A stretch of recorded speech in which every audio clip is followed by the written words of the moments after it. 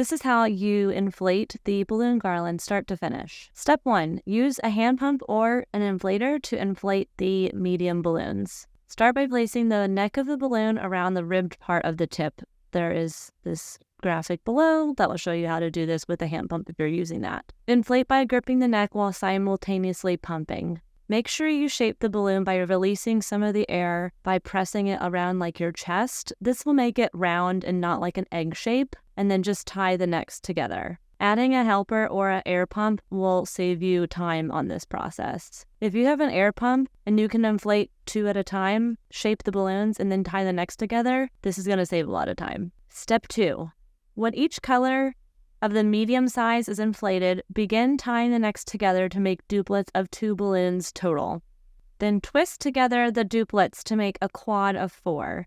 Add in another duplet of 2, and that makes it 6 total in a cluster. Repeat this step in each color. Step 3. Inflate the jumbo balloons individually, release the air to shape, and then tie the neck. Inflate the small balloons like the previous step, leaving 2 out for each color. You're just going to tie these little mini quads and kind of release the air, and then as you can see, I'm just kind of twisting together the smallest balloon.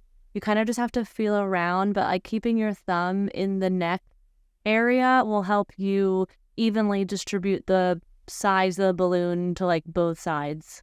Once all balloons have been twisted into clusters, aside from your jumbos, use your rubber bands to start attaching the medium clusters together by wrapping the rubber bands around the necks. The rubber bands may be visible, but will be hidden later on, so don't worry.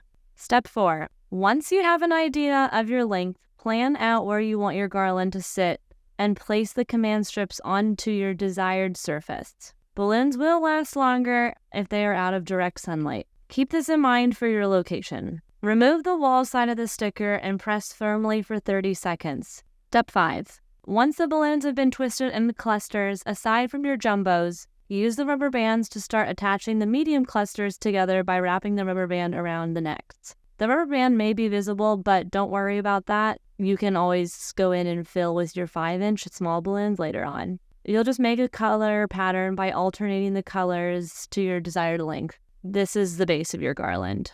You can then attach the garland with the tied command hooks by tying the 260, which is like what is a long, skinny, uninflated balloon that's attached to your command, around the garland like a rubber band. Same concept. For the best security of the garland, make sure your hooks are spaced out enough to hold each end of the garland and you're not like focusing them in the center. Step 6. Once your medium clusters are added to the garland with rubber bands, add your jumbos in to give dimension. If you are adding a custom decal, reserve a jumbo in an ideal spot for this text to be seen. These are added by tying the neck to another balloon in the garland. Do the same with the small clusters. Space them out and give dimension and hide any rubber bands along the way. These can be tied with a neck or wrapped around with a rubber band. Fluff the garland to conceal any awkward gaps or holes. Pro tip, use your phone as a lens while you're making these final touches just so you can see how it looks and how the shape is looking.